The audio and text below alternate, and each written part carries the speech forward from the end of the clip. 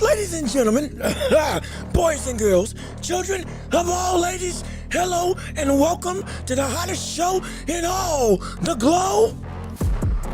The Watch Report with me, Jean-Luc Welch. Make some noise, clap it up, get excited wherever you are. We are back and it's Christmas time.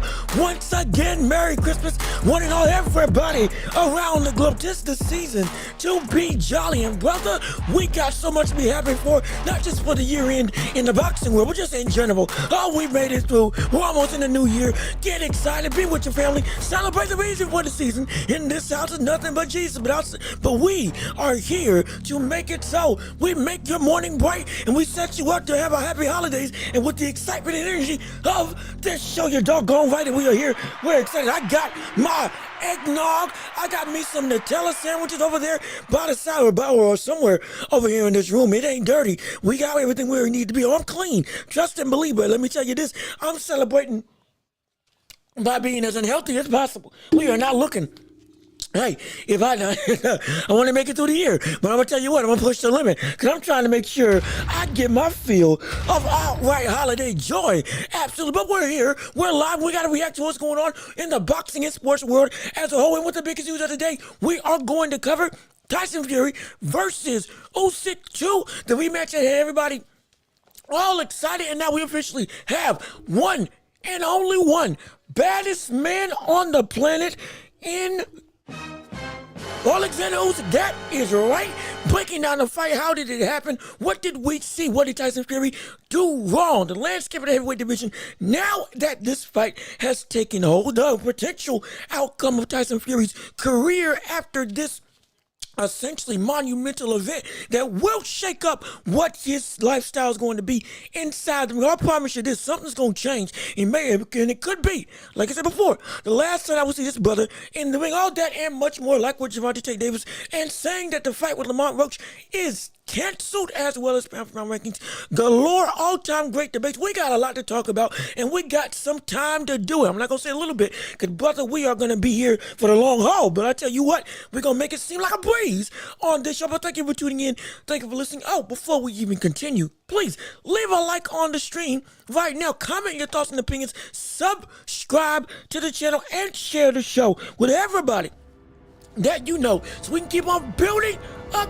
this empire of a community together. We are on our way to nearly 2,000 subscribers. It would be a joy to potentially make it before the Christmas season, but hey, it's Christmas right now, before New Year's. But either way, I'm thankful for y'all. Thankful for y'all being here. Thank you for taking your time out. And without further ado, we got some stuff to jump into, and we got boxing, more specifically, that we got to talk about. And since we're talking about boxing, it is time to step into the ring. Oh yeah, that's right, ring the bell. Let's get it started. Round one of this show going underway. Oh, actually, before we even start, remember, if you want to put in your chats and comment on the stream, right here is where you can do it. You can say whatever you want, questions, comments, concerns, debates, all around general stuff. And don't forget, at the end of the show, the championship rounds, whatever you want to discuss. If I can talk about it, I'm going to talk about it, absolutely. We're going to turn this into a whole family affair, absolutely. And so, yeah, we got a lot to cover, and we're glad to be here to do it with you. So we're going to have time at the end. We got a show that we got to do, so let's jump right into the show right now. Officially with Usyk versus Fury. Oh, yes, indeed. Let me tell you something. On the backbone of my knowledge, I can confidently say I was right. You're doggone right. I can confidently say I was indeed. Oh, excuse me. Let me get to the mic. I was indeed right. You're looking at the best of the best when it comes to the rest, when it comes to predicting and breaking down fights. And brother and sister, I told you exactly what was going to happen, and doggone it happened. Doggone it happened just like I said it would have. As we break down the fight of this monumental occasion of Fury versus Usyk 2 for the Unified Heavyweight Championship of the world. Now, we're looking at a situation. Before we even get started, we got some comments in the chat. Yo, my boy, what's going on? How you doing? What's up? Glad you're here. Glad you're alive. Merry Christmas Eve and a Merry Christmas to you over here from the States to wherever you are. I believe you're over in India. I believe we send holiday well wishes and joy, happiness and cheer, all that good stuff. Get your eggnog, get your celebratory drinks, get your experiment if you want to with food and whatever other festivities you choose to enjoy upon. But come in on the joy that we got right here on this show, because trust and believe, you don't want to miss what we got going on right here. Oh, it is gonna be fantastic. But we're getting ready to break down Tyson Fury versus Usyk. And brother, let me tell you all something right now. We called it right, and we saw a Tyson Fury that adapted, but he did not adapt enough. And that was genuinely, that was the story of this entire fight. It was shocking. The biggest thing about this fight was the fact we saw Tyson Fury change. Absolutely. But we didn't see him change enough. And let's be perfectly clear. For those of you who watched the stream when I did the live fight card, excuse me, we were watching this and I was saying this fight was incredibly close. This fight was 14-13. This fight was as competitive, if not more competitive than the first fight that we saw versus Tyson and Usyk. Yeah, that's what I was saying. I was adamant on it. I said that the 116, 112 card was laughable. I said that the gap between these two was nowhere close to that level of I guess wide array, or rather wide separation. That's what I had said on this stream. But thanks to Turkish Allah Sheik, who put the fight out on YouTube the day or on the Monday. Got to rewatch the fight like I told you I was going to do. Got to go back round by round, rescore everything. And now, when I look back on it, I will say I was wrong. Let's be perfectly frank. I was wrong. In the heat of the moment, I was excited. In the heat of the moment, I was still excited. But in the heat of the moment, I was indeed all in on this being a very close affair. That Tyson Fury potential, I didn't say that he lost, but I said it should have been a draw. And if you want to make an argument that Tyson Fury should have won, you could have. At that point in time, in the immediate reaction to the fight, as I was calling the fight, blow by blow, punch by punch, for anybody who wanted to sit and listen. But now when I look at it, now when I really dissect the fight, they got it right. They did. They did. They got it right. The judges got it right. It was a competitive affair. It was a hotly contested affair, but it wasn't a close affair. It was not a close fight from the standpoint of there were rounds that were, there were a bunch of swing rounds. There were a bunch of situations where, no, maybe Tyson Fury didn't get enough credit. No. I rewatched the fight. We watched rounds like over and over and over. Stuck to make sure that I was seeing what I was seeing. And they got it right. The judges were correct in their choosing of a unanimous, which is, again, what I picked. I said Usyk would win by unanimous decision or by knockout. And he won by unanimous decision. And it was, in fact, that we saw a more dominant, more conclusive, more outright definitive win on the side of Usyk and not on the side of Tyson Fury. And yes, I know it shocked some people. Yes, I know it may seem like I'm being hypocritical. I'm not trying to be. No, we call it like it is. And what it was the fact that Tyson Fury got outboxed more definitively than he did the first time around. He absolutely did. There's no question. I can't go. I gave this man, again, 112, 116, rescoring the card. He had 1, 2, 3. Yeah, I think he only had 4 rounds. When I went back and looked at it. 1, 2, 3, 4. Yeah, he only had 4 rounds definitively when I look back and look at it. Genuine. And this was a situation where he did everything that we said he needed to do. He did everything we said he needed him to do, but he didn't do it enough. That was the story of the fight. Genuine. Let's break down how that went about. Round one, he went through and was actively stalking Usyk down, looking to be assertive, looking to stand his ground, looking to, with that 282-pound body, looking to impose his size and his power onto Usyk. That's what he wanted to do. And round one, went to the body, stood his ground, wasn't letting Usyk back him up, was looking like, okay, yeah, this is a different Tyson Fury. Just like the adaptations that we saw him do against Deontay Wilder, using his physicality more, looking to change the game plan, to take you out. That's what it looked like it was doing. And then again, just like when I saw it the first time around, round one went to Tyson Fury. Round two went to Usyk because of the body work. Round three went to Fury because of some late quality shots in a very close affair. Round four went to Usyk. And it was back and forth all the way up until round five. And then the separation really started. And then we got to see Usyk do what Usyk does. More importantly, we got to see what Tyson Fury didn't do. Genuine. And let's talk about what Usyk did as we break down the fight first. Usyk in this fight, the way that he won, he kept the game plan relatively the same. He kept it relatively the same, but only this time he was more technical. He was more intentional. The numbers that we put up or that we saw in comedy box, him landing more, being more accurate and throwing less, all of that was because he was even more technical. Genuine. He was making Tyson Fury miss so much. A lot of the shots that we were saying in the midst of calling the fight, yeah, that was a quality shot by Tyson Fury. Oh, he's walking him down. Oh, he's hurting him. Oh, he's giving some good work. A lot of those punches were blocked. Somebody pointed it out on stream. Somebody said, I think, was it Teddy Atlas or one of the other pundits that went and looked at the fight? And mind you, I said that Teddy Atlas was wrong in that scorecard 116-112. Now, I see why he had it like that. Absolutely. A lot of the stuff that Fury was throwing was missing. Usyk was even better at making Tyson Fury miss in the pocket and miss when he was within his prime range of fighting on the outside. He did. Catching a bunch of punches, not letting him really get any quality work off. He would get flurries. He would get spurts of great work, but on the whole, it wasn't happening for Tyson Fury. It was a situation where he was that movement, that bouncing around, that constant feinting and being off center. All of that was even better in this fight, at least when it comes to production-wise.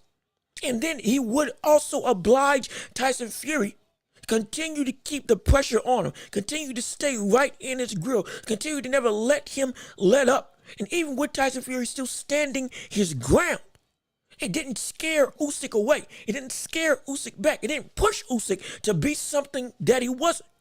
It didn't push Usyk away from the game plan, which we thought it would. Genuinely. Still using speed and combinations, still being explosive and lunging in on the inside, still fighting out of the clinch of Fury. Whenever Fury would try to get on him and actually lean on him, actually work him, was actively, like with Lomachenko, actively working out of the clinch, making it so that people weren't, or making so that Fury wasn't able to get him in his grasp. Genuine. And the biggest thing, or two biggest things. One, every round, he kept it close. Every round, Usyk kept the fight right in the midst. Unlike in the first fight. When with the 4 through 6, when Fury was indeed taking control outright, there was no question that, Fury's pulling away. Fury is indeed getting his momentum. Fury is indeed having his way with Usyk. Usyk has to adapt and change because Fury's got your number. He's figured you out in some capacity and found a consistent level of success. That is what happened in the first fight. That is unmistakable. That's undeniable. That is what happened.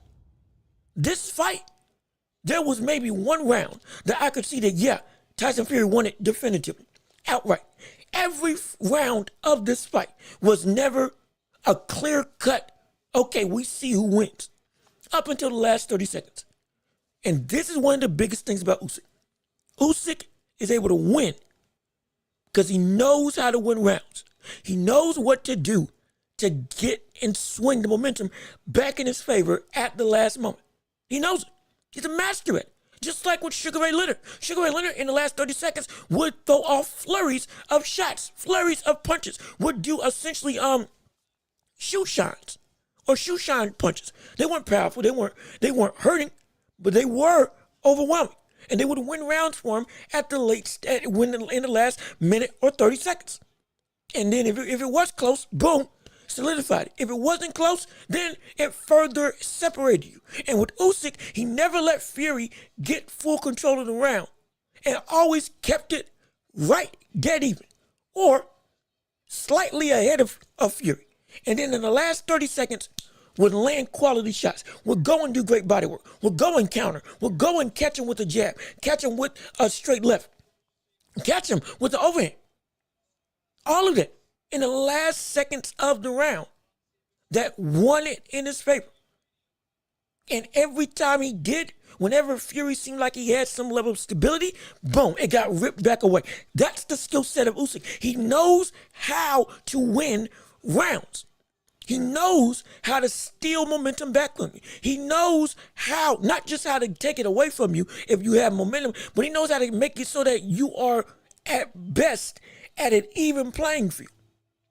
When it comes to the late stage of the rounds, you don't know who's winning concretely up until the last 30 seconds when Usyk again turns it up and does quality work that wins the round, lands significant shots, lands quality, clean, stunning punches that goes and swings the work back in his favor when the work is either dead even or he's already slightly ahead. But he never let, unlike Tyson Fury, get that level of separation in terms of round by round, I'm clearly winning like we saw in the first fight. He didn't let that happen. He didn't. He did not let that happen in the slightest. And it's incredible. It's incredible. Usyk got better. Usyk improved on the game plan. And that was the biggest thing. That was the one big thing. He didn't let him get away. And he always knew how to win rounds in the end to always secure the round. Even when if it was incredibly close. He didn't let Tyson Fury gain that separation. But the second biggest thing was, again, that sixth gear. It happened again. Just like we said it would. Once that sixth round hit, you saw the switch. You saw the change. You saw Usyk go and turn it up fully in every capacity. From his speed to his combination punches to his defense to his slipping to his aggression. All of it. Yet again, he went and turned up the pace. Went and turned up the pressure. Went and made Fury have to adapt to him. He did. And to a degree, Fury did. Again, clinching up more late. But we're going to get to what Fury did right and what he did wrong. But even still, he then kept on going above. He kept on going above. He kept on rising to that new atmosphere. Usyk kept on elevating himself in this fight. And it was just gradually, every time out, we were seeing, okay, the shift is coming. The shift is coming. Oh, it's starting to rev up a little bit. Oh, it's starting to work a little bit more. We saw it, the building blocks. And when round 6 happened, that's when the change happened. Indeed, that's what happened. He still had access to that sixth gear that helped him further pull away and dominate this fight. And from round 6 on, Usyk got one round, legitimately. And I was saying in the midst of the fight that the brother didn't get anything, or that the brother did indeed get shots off. But it was an incredibly close affair. But no, rewatching the fight, I was completely wrong. Completely wrong. And no, Usyk did indeed pull away more definitively than he did the first time, which is incredible. But let's see what you all have to say. My unpopular opinion from Mapai, Fury and Ngannou fight was, it was a mess of a show. Fury was clearly giving in and playing the role to the crowd, mixing up the cards, that mixed up cards at the World Boxing Championship. It did. We'll say this. He took the fight because of the money. He took the fight due to, again, mega crossover event. We've seen it with Floyd and McGregor. You would be stupid as a boxer if that's possible to make a fight that you know you'll win based on every account, because this is your sport. And you've seen this happen before. And you know where you are in your career. Yeah. It should have been that there's no question that it was an easy payday, easy win, and it goes and sure, I can play the villain. I can play whatever I want and be fine, be cool, be okay. Because I'm gonna dominate. But that's just not what happened. He underestimated Ngannou, didn't train, didn't work, all that stuff. Didn't do the proper due diligence. Hence he got exposed. Now, thankfully, he righted that ship when he fought against Usyk, that looked like the best Tyson Fury. And then in this Tyson Fury was determined, was driven, though they ended in losses. Tyson Fury did show, yeah, I'm still about this boxing business. Because that fight could have been, he looked like that all the time. Thankfully, he didn't. But let's see. What else you guys see? Did you notice Usyk's neck? Did you notice Usyk's neck is missing compared to cruiserweight times? See, Usyk is surprisingly brolic. His strength is undermined because the slickness, the movement, all that stuff, which is indeed there. And he does have a neck. He does. It's just it's built. He is built. He is built as a quality physique. I'm not saying it's a Mike Tyson physique. No, I'm not saying it's a Frank Bruno or a Anthony Joshua. But not. There is a reason why he is able to take the punishment. And that's a whole nother thing. That's the reason why, remember, one of the biggest things about Usyk in this fight, he never got put down. With all the size that Tyson Fury had at his disposal, with all the power that we were saying Tyson Fury was bringing into this fight, with what he had done to other fighters like Dillian White, like Deontay Wilder, like Cunningham. All these, again, 24 knockouts in his 31 wins. Being able just to, again, the outright size is enough to put people down. We know this when it comes to Fury. And so the power should have been enough to be able to do something to more so wobble and damage Usyk. But even still, Usyk never went down against him. He never.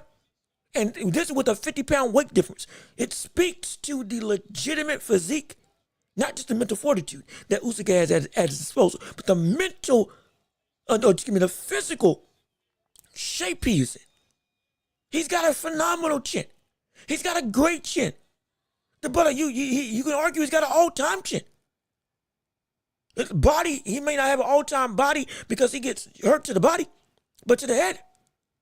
Outside of him getting rocked by Fury in the first fight with uppercuts, I didn't see him get in this fight nearly as hurt, nearly as dazed. Fury landed a straight right flush as a counter right when Usyk was coming in on the inside, and it went through the guard and straight into his chin, and they didn't phase him at all. He brushed it off. Usyk's got a phenomenal chin. It's in part due to his neck. It is. And so, like, he as a fighter is incredible. But how he won this fight was the fact that everything about Usyk, he stepped up. Everything. And when I look back at the fight the second time, it was more distinctive. It was more defiant. It was more dominant. It was more all-encompassing to where there was no question who won this fight. There wasn't. It was incredibly competitive, yes, but it was also dominated by Usyk, even more than the first fight was by Usyk. The first fight was incredibly close.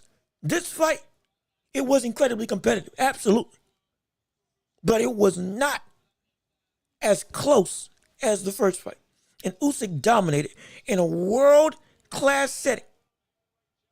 And brother proved he's the best of the best. In more than just the heavyweight division. We'll touch on that later on in the show. But now moving on to Tyson Fury and his performance. What happened? What did he do wrong? Why was it that he lost? Because it seemed like I had said multiple times, everything he had did on the fight, everything he did seemed to match up with what we wanted him to do. Everything was. He stood his ground. He threw more power punches. He was able, willing, and he was able, he was willing, and he was consistent with trying to force Usyk on the back foot, trying to make sure that he wasn't putting himself to the ropes, trying to do everything he could to make it so that the same forward aggression, same forward momentum, the same ability that Usyk had in the first fight wasn't able to be used in this fight. Take away the weapon. Take away the legs. Take away the ability to make Usyk always force you back to where, boom, he can catch you. Throw the heavy leather. He did all of that. Clinch up. He did all of that. Go to the body. He did that. What happened? And what happened was he didn't do it enough. He didn't do it enough. He did it, again, in spurts. And he did it in parts. But on the whole, he didn't do those things enough. He did not do the things that were being successful.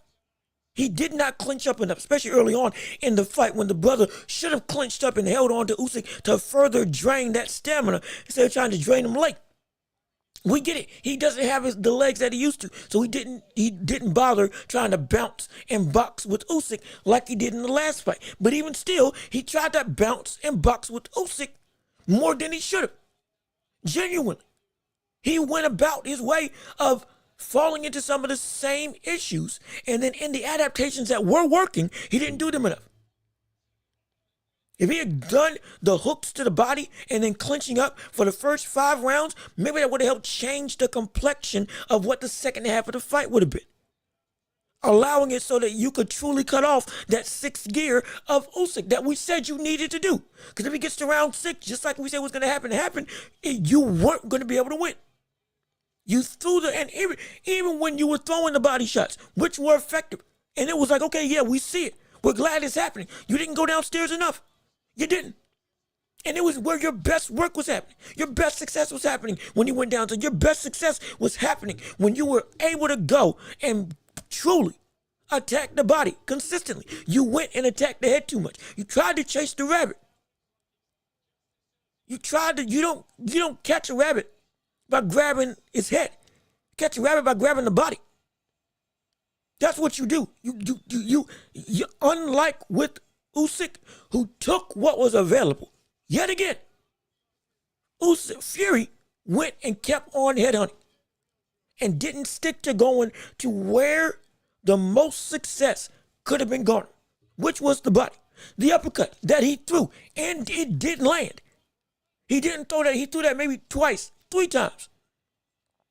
And then after that, didn't throw it in anymore. And that was the most dangerous shot that we needed him to throw. We needed Usyk to get that done. We needed Usyk to truly be an uppercut merchant. Because that was his best weapon outside of the right hand. Even when he was catching Usyk with hooks, when Usyk was exiting left, catching him with check hooks constantly, catching him with check hooks to be able to catch and stop that out, or rather that circling that Usyk was doing. Punching where he was going rather than punching where he's at. That's what Fury was doing to Usyk. And it was working. It was working. It won him a whole round. It was effective. It was making Usyk have to adapt, making Usyk have to change, making Usyk have to think, making Usyk have to go and really work. It was working. You were doing the right stuff, but you only did it in spurts. Why? Why? It made no sense. Especially when I rewatched the fight. Why in the world would you not continue to go to the well that's working? Like, that's the crazy thing. And to be perfectly honest, on the flip side, with what you didn't do enough, on the other end, with things that you didn't need to do as much, you did too much of. Like throwing the power. We said you needed to throw the power. We said throwing the heavy leather, sitting down on your punches, letting your weight take hold and take effect in this fight was going to be something that would help you win. And it would have. And it was. The heavy leather, the threat of all of that weight coming at Usyk, all of that power coming at Usyk at range also was being effective in making Usyk have to react, making Usyk have to move, or in some cases, making Usyk have to just shell up and clinch and block because he couldn't get out the way. Though it was good. But then at the same time, you threw them too much. Didn't I say in my breakdown that with the uppercut and with power shots as a whole, you need to throw them more. But you don't need to throw them as the only thing. Everything doesn't need to be loaded up. Mix up the speed and the power shots. And you'll be able to really put Usyk in a bind. And he did that for 1 round. In this fight, he did it for 1 round. And it was effective. And then after that, it didn't happen anymore. Everything was heavy. Everything was big.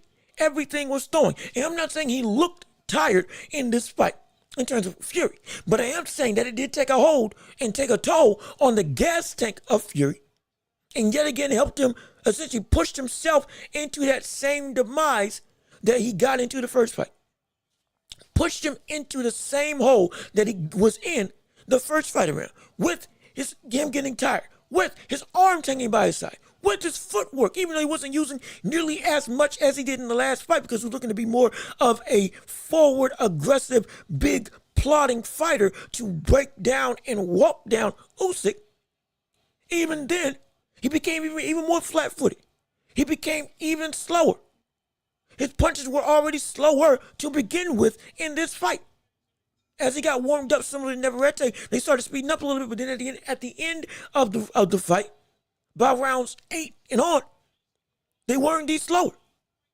And it's because he was throwing heavy leather a lot more than he should have when it came to the shots that he was trying to get off. You saw the weight, not just because he's a big guy, but you saw the heaviness. You saw the real mass behind the shots that he was throwing. And he wasn't taking stuff off of his punches. He wasn't taking some stuff off of his punches to make them more sharp, make them more quick, make them more snappy. Usyk did that when he was trying to score. That's why that's part of the reason why he was so effective, because he didn't compromise power for speed. He gave up some power. Though again, he was the same way. He gave up throwing power on his shots to instead go for speed and go for volume and go for the combination punches that will get through once I get within range. That's what he did. And whatever heavy leather that Usyk was throwing, it was always to the body, which again helped chip away at the stamina of Fury. Not saying that Fury was outright gassed. No, he wasn't. It was still competitive all 12 rounds. But you saw the change. You saw the shift. You saw Fury indeed look completely different. There's no question. There is no question. That's what happened. And when we look at Tyson Fury, this is a fight where he had the game plan. He had the ability. He had the knowledge. But he only implemented it in certain capacities and didn't implement it on the whole as they should have. And to some degree, he was fighting in a backward state. The stuff that he needed to do more of, he didn't do enough of. And the stuff he didn't need to do more of, he did more of. The stuff that he should have been a little bit more judicial with, he wasn't. And stuff that he should have been more free-flowing with, he was even more strict than ever. It was a situation where the brother, Fury, he could have won. He could have. But this is just what Usyk does to all of his opponents. Continues to show and outshine that he is anybody that he goes up against. Making himself look and be deemed as indeed separate from the rest. Above reproach for anybody else in the heavyweight division. Like at this stage, there is no equal. There is no situation where he is on the level of anybody. Usyk, after this fight, beating him as soundly as he did in this fight. Again, when I go back and rewatch, this was indeed, this was the best, this wasn't the best Tyson Fury, but still, this was the evolved Tyson Fury that we were looking at. What are you going to do? Can you stand up to it? And even still, when he changed his tactic, changed his style, changed and did stuff that we said it should work and it didn't work because Usyk made it not work. Usyk made him miss all the time. Usyk pushed him off and fought out the clinch when Fury became more clinch happy, which, again, what we wanted him to be. Taking the shots to the body that Fury was, because Fury did indeed do more body work and still keep on ticking, smiling at Fury when Fury seemed like he was getting some level of success, continuing to constantly elevate his game and soundly beat him better than he did the first time around. There's the reason why he said in the interview that this fight was easier than the first fight. This is a signal to everybody that there is only one baddest man on the planet, and that is Alexander Usyk.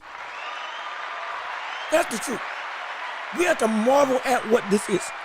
To beat Tyson Fury not just twice, but to beat him a second time even more definitively than you did the first time. With Tyson Fury more driven than we had seen him potentially in years. And you still outclass him, you still outwork him, you still outmuscle him, and you still outmaneuver and to be perfectly frank, you outright outclass him in every form and fashion. There's nothing else we can say except for you are the cream of the crop. You are the top of the list. You are the standard now. You are the best heavyweight in the world. There is no question. And with that being said, now when it comes to Fury Usyk, well, pound for pound is exactly what we wanted to see as the shakeup for this event, the shakeup for this fight. And there has indeed been a shakeup. And it's the fact that the new number one pound for pound fighter is Alexander Usyk. There's no question about it. No debate. No conversation. Nothing needs to be said except for that Usyk is indeed the best fighter in the world right now. He is.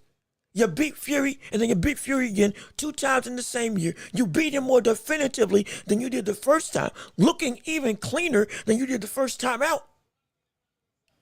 And it's shock. It really is shock. Because Tyson Fury for this generation was it. It was it. That was it. And now you go about and you look even better. You make it look even easier. You make it look and say, oh, there isn't a question about this. No. He's the pound for pound number one. There is nobody better in boxing right now than Alexander Usyk. Consistently, the smallest heavyweight in the division, being the best heavyweight in the division, with the track record of knocking out Dubois, beating AJ again, beating Derek Chisora. I believe, is it Bellew? I can't remember if he's a heavyweight or cruiserweight, but either way, being undisputed at cruiserweight, being undisputed at heavyweight, and then beating the best heavyweight of that era twice, or who was considered the best heavyweight of this era twice. In dominant fashion the second time around as well. Yeah, no, there's no question. He's the best in the world. It's Usyk at number 1. It is Inoue at 2. And it is Terrence Crawford at 3. Definitively. That is the list. That's the list. I don't know what else you can say except for that is the list. That is exactly what it should be. There should be, for anybody, even though lists are subjective, there shouldn't be a question as to who ranks supreme in the boxing regime. There's none. Usyk is definitively the end-all be-all when it comes to what boxing should be. When it comes to taking on tests, taking on challenges, continuing to push the envelope, push the envelope. Like and there's an argument, we were having this argument in the past, will he be fighter of the year? He might just be fighter of the year. He might be fighter of the year. With how dominant these fights were, especially this second one, he might be fighter of the year. There's no qualms about that in the slightest. It's either him or Daniel Dubois. Dubois with the resurgence or Usyk with the continued excellence. Either way. Usyk just outclassed the biggest heavyweight in the world. With ease. This is what boggles the mind. Who is going to stop this brother now? Who is there to beat this guy? Who is there to beat Usyk now? Who's going to be the man to step up and take Usyk out? Is there anybody that can take this brother out? That's the real question. Is there a man on this planet right now that can take out Usyk? And I don't think there is. And we saw Daniel Dubois come in the ring and talk about, I want to challenge him. Cool. Challenge Usyk. We'd love to see that fight happen. Want to see the new and improved, the resurged Usyk going in, or the resurged Daniel Dubois going in the ring and fighting against somebody. We'd love to see that. We'd love to watch that. We'd love to witness that. But even still, do we think he's going to be able to beat him? I don't know. I don't know. I think it will be a better fight. Would it be likely that he beats him? I'm not sure. Because if he handled Usyk, if he handled Fury like this, second time round, when Fury became in this case, coming forward. With Daniel Dubois, yes, we know the body shot or the low blow, whatever you want to call it, landed the first time around. But let's be perfectly honest, even if it got to a count of 10, he would have gotten up. And then how we beat him afterwards. It wasn't like Dubois couldn't have gone back down to the body again after that low blow. Well, what was called a low blow, but he didn't. It wasn't like we couldn't have seen Usyk get downed and get hurt again, but he didn't. Changed, adapted, moved, and got Dubois out of it. Even with this new and improved Dubois, I don't see him winning. We definitely don't see AJ beating him. Zhang, if he ever gets the opportunity, maybe. He's got the chops for it, but he definitely ain't got the stamina for it. And if we don't see Usyk, if we see it go past, in this case, if we see it go past 4, there's no way that he's gonna be able to win. There is nobody in the division. Moses Atuma, great, phenomenal fighter, up and coming, but even still, he ain't got the shot because he just ain't experienced it. There's no way he can beat him. He's got power, he's got agility, he's got great boxing instincts, good feiner, great puncher, phenomenal puncher, excuse me. But even still, no, he ain't beating Usyk. This brother is definitively the best in the world right now. Like, there's nothing else to talk about when it comes to this conversation anymore.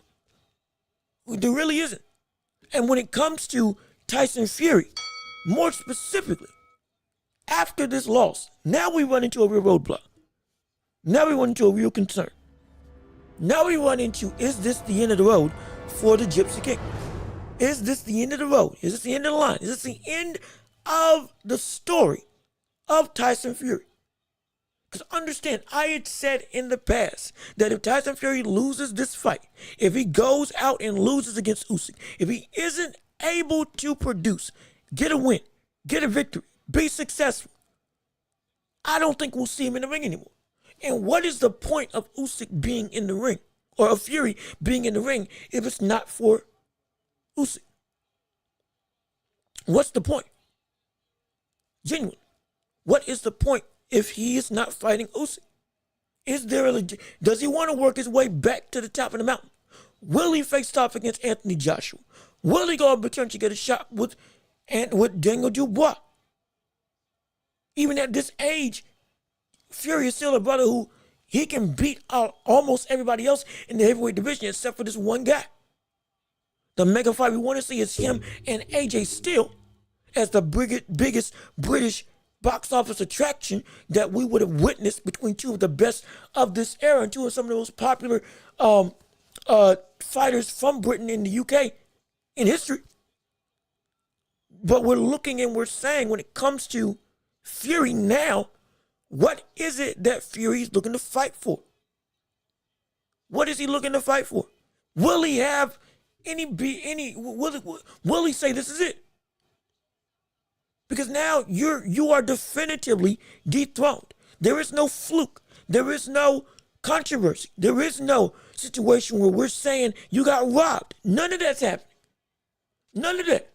You can't even use the fact that, you can't win over in this country, like with what you said when you were walking out of the arena, because Turki Al-Sheikh wanted you to win. Turki Al-Sheikh wanted you to get it. He wanted this victory. He wanted you to win. He wanted a trilogy. He picked you to win. You had an American, was it a Puerto Rican or Hispanic judge, and then a third judge from some other different country. None of them from the UK and none of them from Ukraine. There was no bias that could have been had in terms of if you want to go hand-picked to be able to get a winner, a Christmas gift because of this, that, and the third. None of that can be true. None of that's true. All of it is indeed the brother got beat. And he got beat soundly. He got beat cleanly with no ill will, concern, controversy. If you go back and rewatch the fight like I did, yeah, it was definitive. It was definitive. It was more dominant. It was even more polished.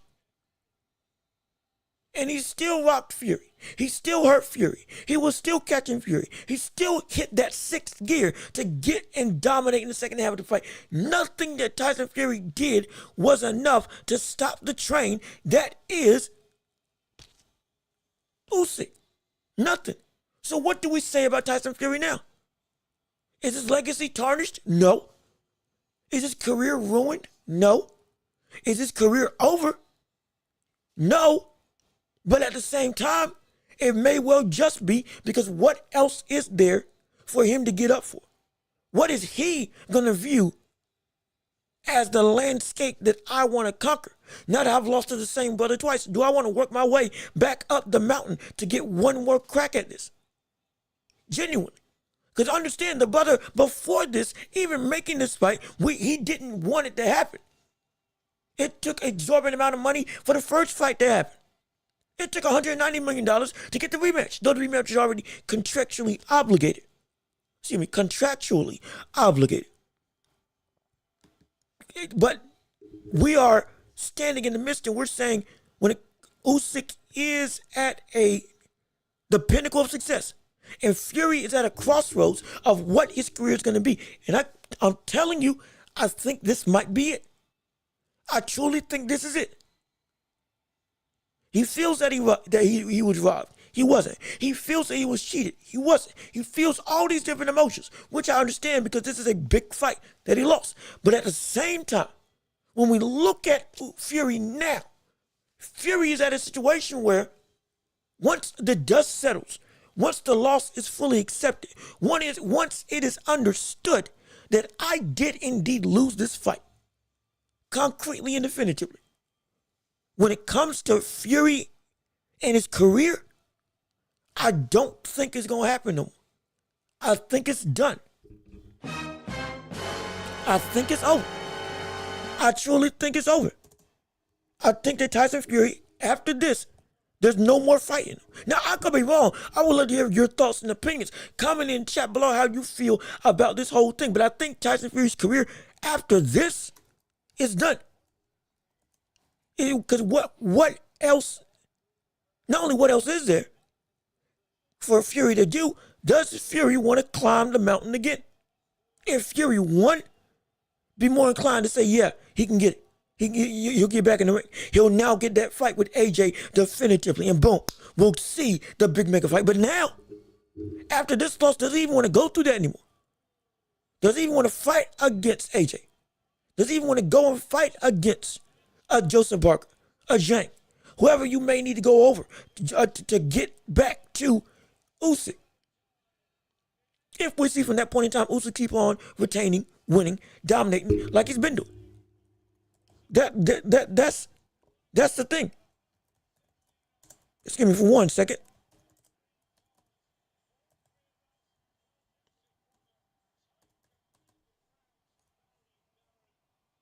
There we go. Look at you. So, well, oh, by the way, please leave a like on the stream if you would. It'll help get the stream up to the algorithm. Keep on commenting your thoughts and opinions. Keep on commenting and to get this thing up to the algorithm. Let everybody know that this is the hottest show in all the globe. Absolutely. You don't want to miss what we got going on right here. We talk about everything from boxing and basketball, also some NFL and other sports if we have time for it. But right now we're talking about Fury and Usyk, and specifically Fury's retirement for those who are just tuning in. And Fury, I think, is going to be done. Oh, and my pot, I'm sorry. You commented. I didn't think you'd see it. Yeah, Dubois did do some cringe stuff because he came into the ring as Usyk was thanking his wife and kids, thanking all that stuff for everybody who made the fight possible. But my gosh, at least let him say his thank yous before you go and take the mic. But I do like that he took the mic and said, give me my shot. Because the old Dubois, this wouldn't have happened. I told you all, this Dubois has changed. Dubois has changed to a new fighter. So I would love to see him versus Usyk because now this Dubois is bold, brash, hungry and wants what he wants and wants to take what he wants, more specifically. He's got that self-belief that I can accomplish anything now. Come at me. I don't care that you're the champion. Give me what I want. So, is it cringe? Sure. Was it in poor taste? Yes. Is it a sign of where his mental state is? Absolutely. And this is good. Because now it shows he will want to indeed take what he feels is rightfully his. And he won't quit. He won't let himself stay down like he did in the last fight. And trust and believe he'll go to that body even more. But that's a whole nother conversation. But let's see what you got to say. AJ Fury will sell out Wembley Stadium. It'll sell out. I'll do you one better. If AJ and Fury did happen, it would sell out the stadium within the day. There would not be a need to wait. It would be the second it got announced. Tickets are gone within the day. By the time the day ends, by midnight, it's already sold out. I guarantee you, they will probably fit 100,000 people in that stadium. And they already broke the record for the biggest attendance last time against Dubois and AJ. So you're doggone right. This would sell out. This would have sold out 10 times over if it was at the prime of both of their careers. But even still, that's a whole nother conversation. Regardless of which, we're looking at a situation. We want to see that fight. Will we see the fight? I don't know. Because what is Fury's psyche now? You lost. You got beat. You've been put down twice. You've been beaten twice. Second time more soundly than the first time. What are you going to view yourself as when it comes to competing at the heavyweight division anymore? Do you want to go through the work of going up the ladder again? Because now you're at the back of the line. Or you're in the same line at the same spot with all the other people at your division. Dubois is ahead of you. He's getting his shot next, most likely. AJ, you got to go through him. Joseph Parker is ahead of you right now. Joseph Parker versus Dubois. Potentially is in line for it. If they don't get Dubois versus Usyk outright and the winner of Dubois versus Joseph Parker, that's who gets Usyk next. But regardless of which, Usyk said make Turkey make that fight happen. And so, most likely the fight's going to be made happen.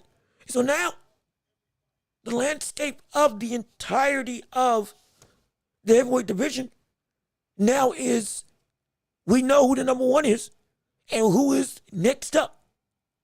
And that's where the biggest discrepancies lie. And that's what we're all waiting on. But will it be even shooken up even more because Fury won't even throw his hat in the ring? Because do not be surprised if within the month or by next year, we don't see Fury in the ring anymore. It could be that he goes with his family, goes home. He spent months away from his family and still lost. Now, at this point, does he feel that I need to step in the ring anymore? Or will he indeed say, I'm done? I have nothing else to prove. I have nothing else to garner. There's nothing else for me to go and try to achieve. Why fight? Because I promise you, the only reason why he took this fight versus Usyk was because the money was too good not to take up. Yes, he wanted to win, no question about it. But again, remember, he avoided this fight.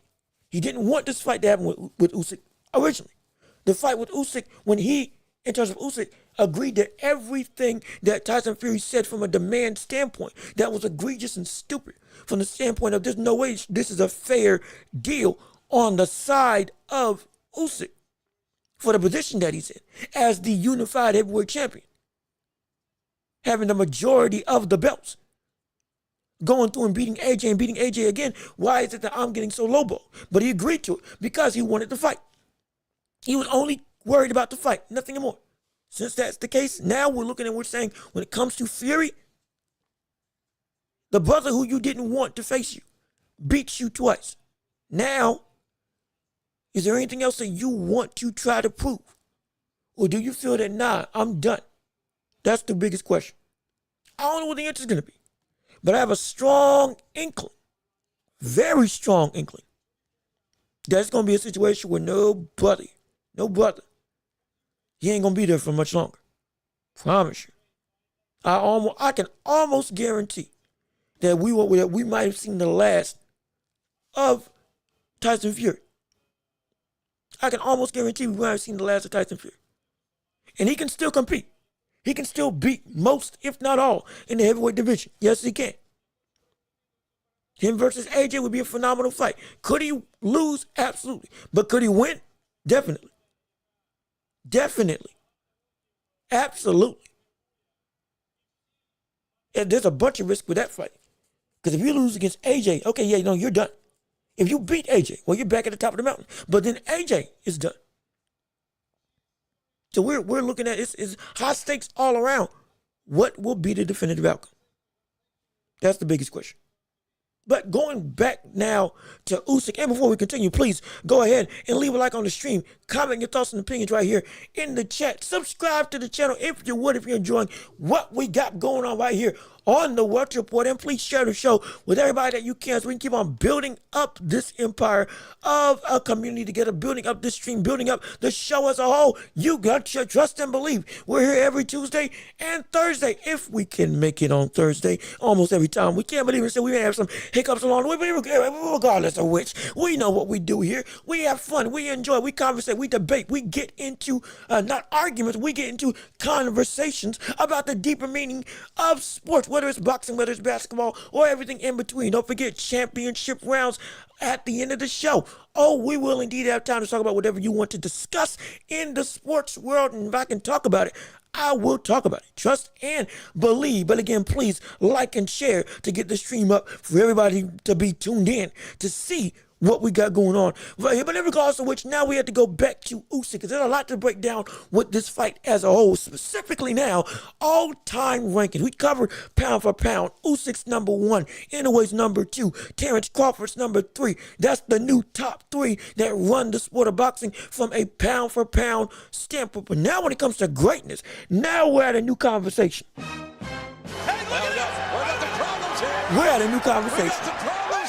We are at a crossroads of Usyk and his all-time standing in the heavyweight division. Is he a top 10 heavyweight of all time, with him beating Tyson Fury and then beating Tyson Fury again? And then with the track record that he also has going into this dominant win, beating not only Fury twice, beating and knocking out Daniel Dubois, beating Anthony Joshua definitively twice, beating Derek Chisora, going in and dominating at cruiserweight, being undisputed at cruiserweight, being the first one since Evander Holyfield to be a cruiserweight and heavyweight champion, being the first undisputed champion in 25 years since Lennox Lewis, being, I believe, the third man to become undisputed in 2 weight classes since Naoya Inoue and Terrence Crawford, the first person ever being Clarissa Shields. We are looking at a situation, and we're saying, with all of this that Fury or that Usyk has done in his career, now, does he fit the mold of being amongst the 10 greatest heavyweights in history? That's the question that we're asking. And it's a two-pronged answer. Is he an all-time great? Absolutely. No question. As a heavyweight, he's an all-time great. There's no question in my mind. Unequivocally. Top 10? That's another conversation. That's another conversation. And this is not because I'm trying to hold him down. It's not because this is not because I'm trying to make it so that we are putting a cap on Usyk. No, he has no right to be even mentioned amongst that list. No, I'm not saying that. What I am saying, though, is that when it comes to Usyk, there is still a threshold that needs to be reached that he hasn't gotten to yet, though he's incredibly accomplished in his career. But when it comes to the status that he is in, he deserves to be in that conversation of this. If this keeps on moving like this, he could eke up into that top 10 status. But at this point in time, specifically, all-time great, one of the 25 best heavyweights in history. No question. You can even have an argument for top 15 if you want to. If you want to. Now, where the rankings are specifically, I got to think a little more about. I got to be a little a little more deliberate in my thing. Gotta go back through the list of heavyweight history, go back through the list of not just 90s and 80s, but 70s, 60s, all these other great heavyweights and the dominance that they displayed. Does he fit that mold? I had to talk about that. But even still, regardless, the conversation of is he in top 10? I don't think he's there.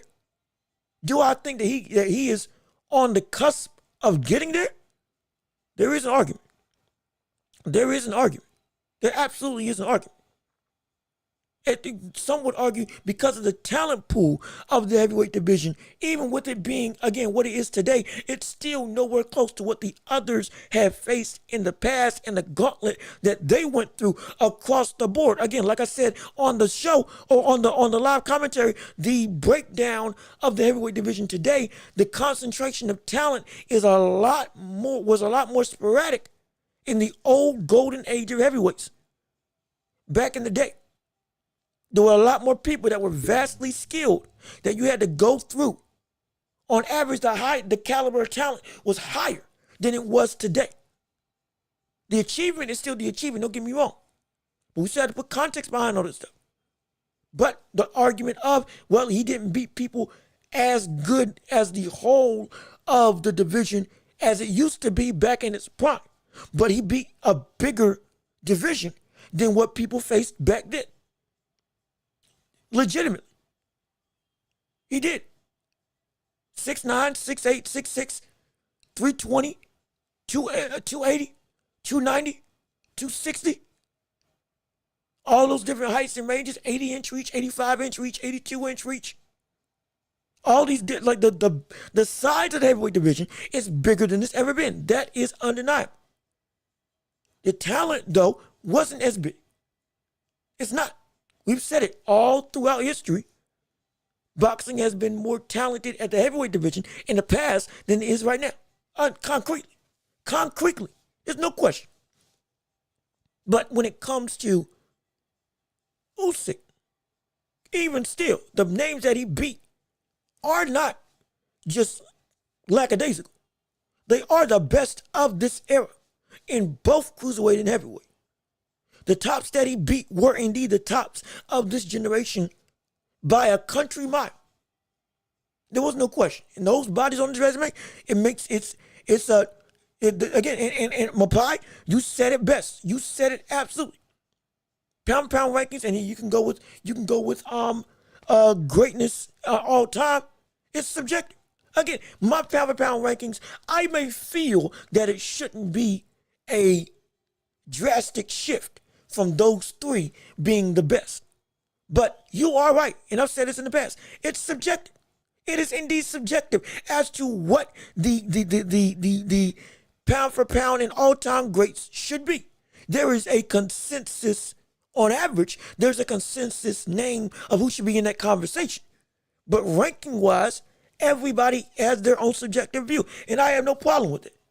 I have no problem with it. But it is necessary to be able to have an operate. It's necessary because if we don't have these conversations, we can't properly gauge what history is showing and comparing history with other history to see where this stacks up in the landscape of how great is this achievement and what are you in the grand scheme of boxing or in the sport as a whole as a legitimate fixture.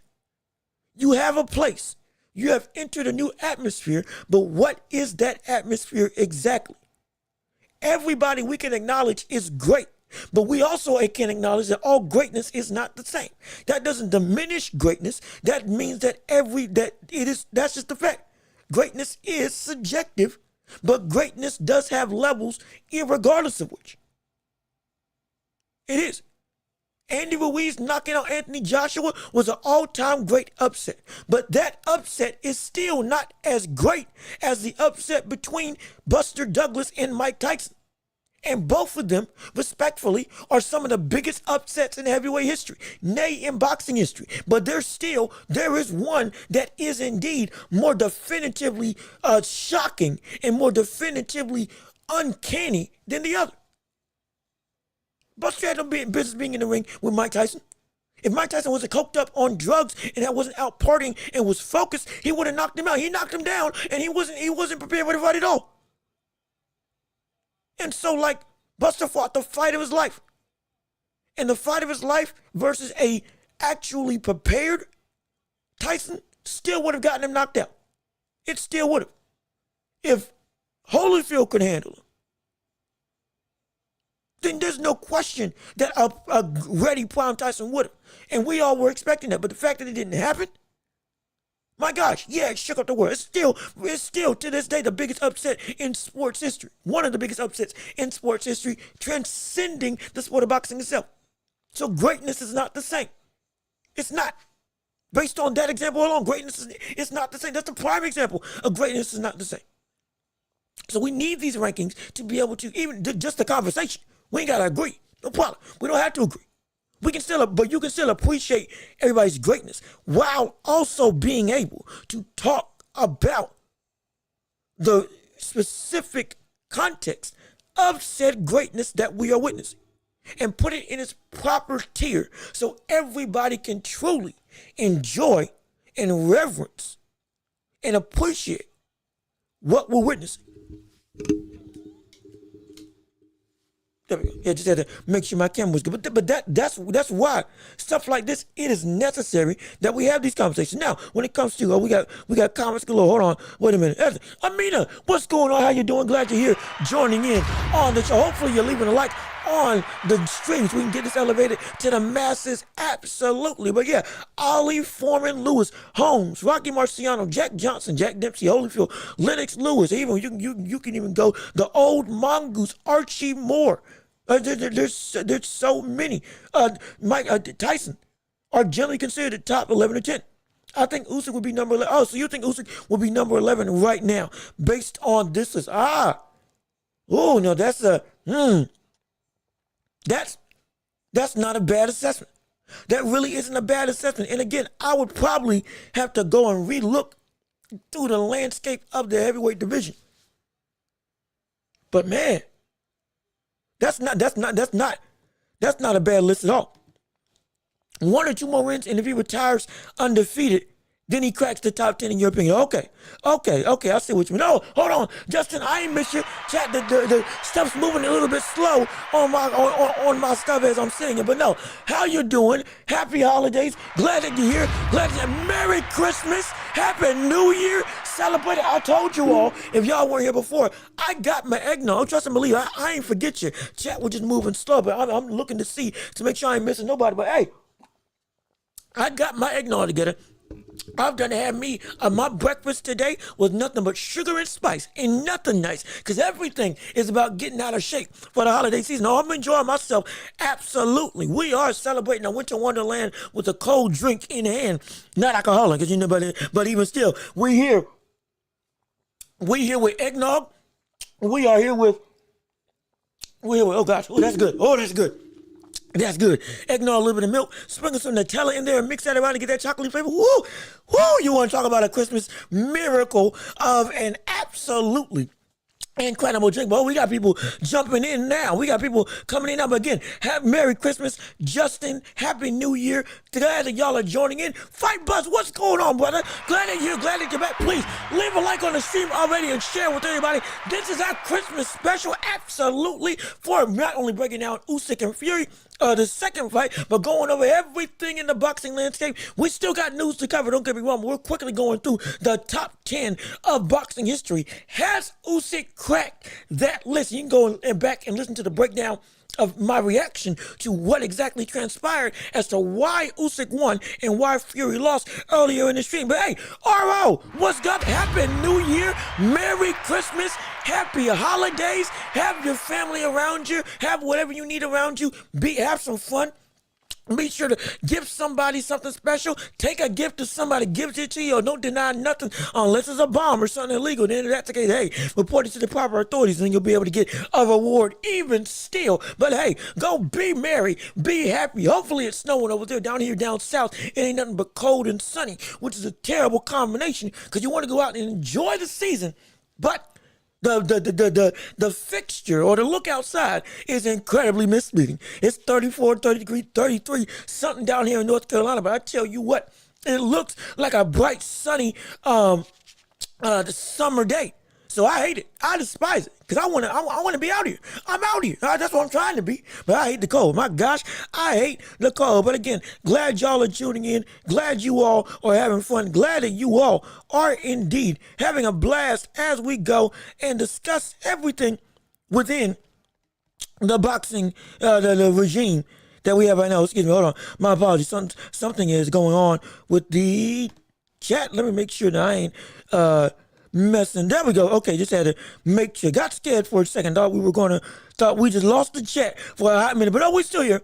We're still working. Happy holidays, Merry Christmas, Happy New Year, and wherever you're celebrating, hopefully you're doing it safely. Hopefully you're having fun. Hopefully you're tuning in to this show to bring the merriment and joy that we got going on this show. But real quick, Mapai, what you got to say? It works something like this. When someone asks me to name the top 10 boxers, I have 40 names in my top, and see, that's perfectly fine. And here's the thing, that's perfectly okay.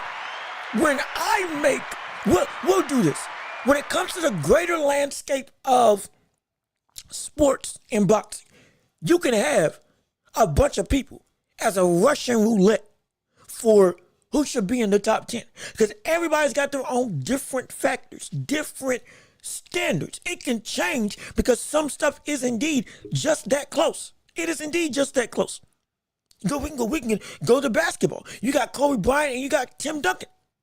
When you really look at their careers, it is tough to put one above the other because both of them were so dominant in their respective positions and in their respective careers. They played around the same time as each other. And they were both cleaning house. The only reason why the Spurs were successful, even with their system under the coach of Greg Popovich, was because of Tim Duncan. That man was the rock and was the definitive rock as the basis, not just for the Spurs, but for the NBA as a whole. You went through him, him and the Spurs. It's like David Ruffin and the Temptations. Or Teddy Pendergrass and the what was that group? What was it? The Blue Tones, whatever Teddy Pendergrass's singer group was before he went solo. It was, James Brown and the band. That's what it was with Tim Duncan. This is not disrespect to the other supporting cast, but he made it. And Kobe Bryant is Kobe Bryant. There's no need of explanation. We know who Kobe is. We know what Kobe did. 5-time champion, MVP. Should have had more MVPs. 9-time all-defensive player of 9-time all-defense. I believe I think plus 15-time all-NBA. Couple times, at least 8 all-first team. Nearly a 20-time all-star. Definitively one of the greatest players that we have seen in basketball history. There is no question he should be in the argument for top 10. But you switch between the two because it's tough. There's so much to go through when it comes to breaking this down. Hey, Steve Young, what's going on, brother? Merry Christmas. Happy New Year. Glad you're back. Glad you're joining through. Hopefully you're enjoying the show. We just broke down the fight, and now we're going through the top 10 rankings of what exactly Usyk falls in line with if he does belong in the pound-for-pound conference or all-time heavyweight conversation of the top 10 best heavyweights in history. And it's a very interesting topic. But again, Merry Christmas, Happy New Year. Celebrate with your family, with your friends, by yourself, whatever you do. Be merry, be happy, have joy. Understand the reason for the season, but also understand it's all about Jesus, at least in this house. But for everybody else, make sure that you keep in mind, we are here to celebrate time of joy, spread good cheer. Do this all year round, not just here, all year round. Make it so that it's your daily habit. But it's all good to celebrate wherever you are and make this as a hallowed occasion. Just because, it's all good fun. It's all great. We all love it. The winter, the cold, the snow. I may not like the cold, but I love the snow. But either way, regardless of which, it is a good time to celebrate with the ones that you love, reminisce on memories fast, and all around, enjoy that you made it through the year. It's been rough, it's been hard, but we made it through it regardless. I'm glad y'all are here spending it with me on Christmas Eve, at least for a little bit, before you gotta head out, whatever you may do. Just the fact that you're clicked in Because all that I'm thankful for. Oh, that's my Christmas gift from you all. Thank you all so much. And please, it would even be a better gift if you left a like on the stream to share with everybody that you know, to get it pushed up to the algorithm, to make it so that we are the biggest show in all the globe. All thanks to you and your support. Absolutely, we couldn't do this without you. But again, going back to my prize point real quick so we don't get too off topic with the merriment and with the holiday spirit. When it comes to top 10 rankings, it's going to be interchangeable. I continue to have trouble trying to go through a solidified top 10 list because consistently people have done so much stuff that is indeed great against top competition. It is tough at sometimes to not overcompensate or rather overhype or undermine what the greatness was. Again, you look at Larry Holmes. Larry Holmes should be arguably one of the top 5 greatest heavyweights in history outright, but he's outshined by the likes of Ali, outshined by the likes of Foreman. But he has I think he's had some of the most title defenses in history outside of Joe Louis, and he cleaned house. Wasn't losing until he got older. Genuinely, the man was a savant. Was an incredible fighter. And even when he got old, people still couldn't beat him. When the next crop of heavyweights came through, outside of Mike Tyson, I think one other brother, I can't remember who, but late in his career, if I have my recollection correct. So now, it's incredibly understandable if you have a bunch of names tied or in conversation for who you deem as top 10. And if it changes, perfectly fine. Because the list can be fluid. The list can be something that shifts. Because you're taking everything into account. You may feel one thing another way. You may feel another thing another way. But the point is, if you're in that conversation, that speaks to how great that you are. Absolutely. And if you don't like the list, it's perfectly fine. Absolutely. But if we were to make a list, for me, opinion, it's only my opinion, but for me, it would be in my humble gesture that Usyk is on the cusp of a top 10 heavyweight all time. When we look at the greater landscape of what heavyweights have done in the past, he's on the cusp, but he hasn't reached that threshold yet. But all-time great is definitive. Is he one of the best 25 heavyweights in history? That's definitive. Is he one of the best 15 heavyweights in history? I think that's definitive. Now, is he one of the best 10? That's where we have the conversation. For me, that's where we have the conversation. Because you got so many people. I think, and Amina, thank you for commenting again. But I think you left out. Oh, my bad, Stevie. My bad, young Steve. I'm so sorry. I mentioned things. Yeah, man. I'm glad you agree with everything I had to say about the Christmas season. Absolutely. But then Amina, George Foreman deserves to be higher on. Yeah, he should be, because he showed the one thing that we speak about with transcendent greatness and comparing eras to eras, where people say you shouldn't do that due to the fact that, well, they fought at a different time, fought at different levels of talent. Stuff was different. But with him, he directly went and fought 70s and 80s against the golden age. Dominated and was not arguably, I think in my opinion definitively, the second best heavyweight of his era behind Muhammad Ali. It was Ali, Foreman, Frazier. For me, tight list, absolutely. But that was the list. And then he comes back in the next era and still goes through, has a phenomenal fight with Tommy Morrison, though, again, was older.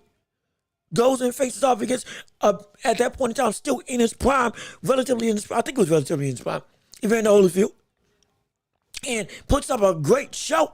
He loses, but even still, pushes Evander Holyfield to the brink. And if he was younger, I think he would have beat him. Prime for prime, I think he beats him. Because he had everything that Riddick Bowe had in his prime from an athletic standpoint. But at that point in time, when he did fight Evander Holyfield, was more mentally sound. And was arguably smarter. At least in my opinion, he was smarter. But he didn't have the athletic ability. And with Evander Holyfield, you do need both. You do need both. Especially when he was at his best. But he still came back, fought him, had great fights with every single of the best of the crop of that point in time, except for, I think, Mike Tyson. And then He goes through. And what does he do? He beats Michael Moore. Michael Moore at that point in time was great.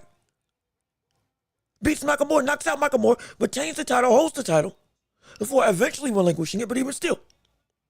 Beat people like Muhammad Kwawai.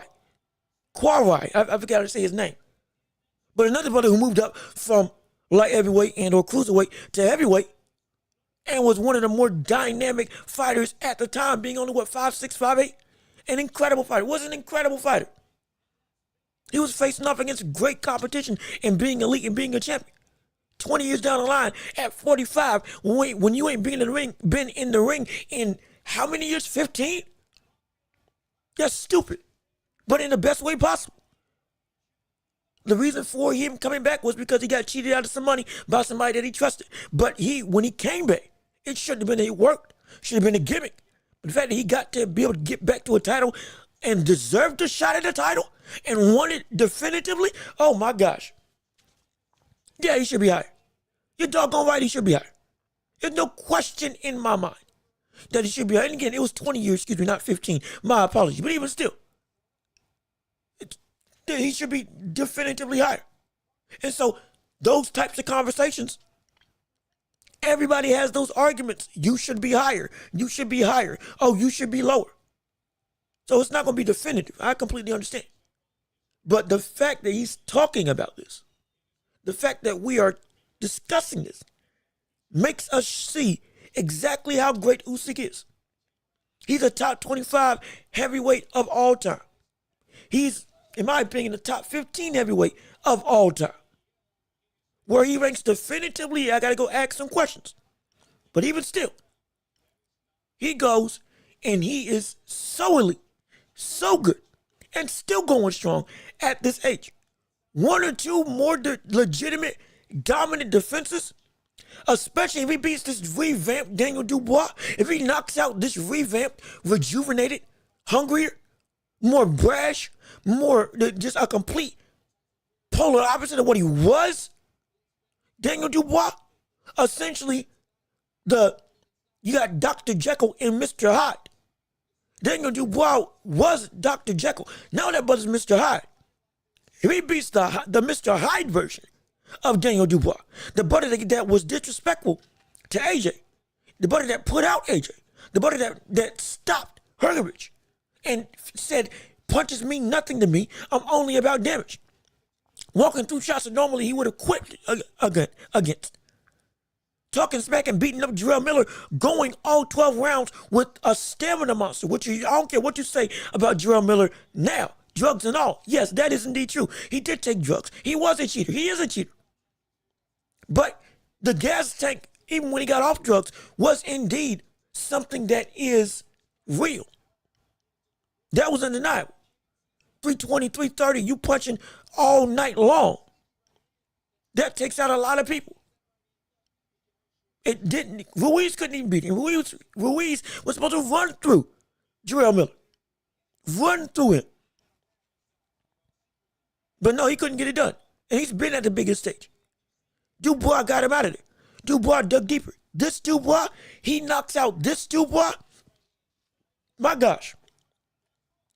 Yeah, we're going to have some conversations. Let alone if he beats Zhang or Joseph Parker. Or if he runs the gauntlet. Dubois, Zhang, and Joseph Parker beats them all and then captures off by beating Moses Atuma. If Atuma gets a shot at the title and Usyk's still around, okay. Now we got those conversations now.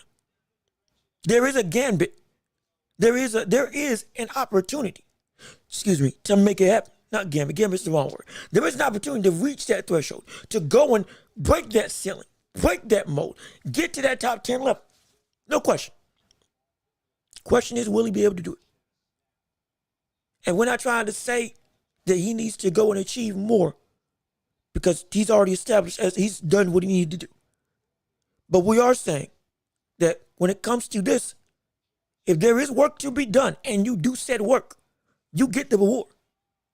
If you choose to say, I'm done, completely fine. You did everything you were supposed to do. And we give all praise where praise is due. That's what we're doing right now.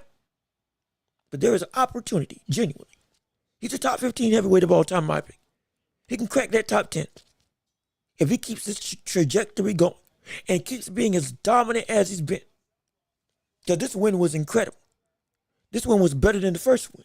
This win was more dominant and more definitive than we saw the first time out against a bigger Tyson Fury, against a determined Tyson Fury, against a Tyson Fury that had tasted defeat and never wanted that again. An obsessed Tyson Fury, and he beat him with ease. We're witnessing something special. I'm telling you, we are witnessing something special unashamedly. I'm not going to be the one to go and discount history. I guarantee you that. That won't be me. That will not be me. I promise you that. And as time goes on, we will discuss more and more about the careers of both of these once we get some more breaking news. But right now, that's where we at. Fury might retire, legitimately. Usyk is pound for pound number one, for me, definitively. In all time, Usyk is in that top 15 after this win. And if he keeps on going, he can crack that top 10. No doubt about it. No doubt about it. At least not in my mind. But we still got more stuff to cover because we still got more news in the world of boxing. If you were not aware, we still have stuff like with Tank and Roach. My gosh. Whoa, wait a minute. We got some problems. You're doggone right, JR. You're doggone right, JR. We got some problems. We got some issues. Because what we thought was going to transpire now is not transpiring, as we have gotten word from Gervonta Davis specifically that the fight between Tank and Lamont Roach is officially off. Wait a minute. Whoa. My gosh. We want Christmas gifts. But all we're getting now is coal. Or for some people, this may be the best gift of all. And we ain't got to witness that fight. Now, why do I say this is a potentially it's off? Or if I didn't say that before, let me rephrase it. Potentially, the fight is off. Because Lamont Roach is saying on social media, the fight's still on. Again, if you went back and you looked at Gervonta Davis's Instagram, and it was also all over on Twitter, we saw Usyk, or not Usyk, my gosh, we saw Tank say the fight with Tank is off, or the fight with Roach is off. It's done. Seemingly he got pressured into, no longer by the public. We don't want to see that fight. We ain't paying for that fight. Potentially that's what happened. Now, there's a bunch of reasons as to why he may be saying this.